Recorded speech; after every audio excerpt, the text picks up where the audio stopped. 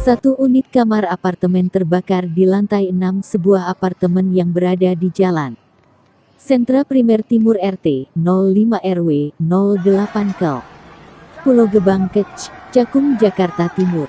Kebakaran yang diduga disebabkan oleh kebocoran gas ini, menurut keterangan awalnya sang penghuni apartemen ingin masak dan pada saat menyalakan kompor tiba-tiba langsung muncul penyalaan api besar yang disertai ledakan.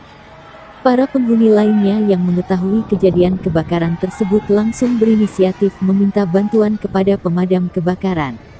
Sudin Gulkarmat, Jakarta Timur yang menerima laporan tersebut pada pukul 6 WIB langsung mengerahkan 12 unit pompa beserta personil secara bertahap.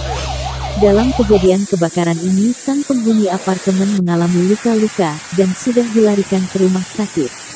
Dan pada pukul 7.10 WIB pemadaman dinyatakan selesai.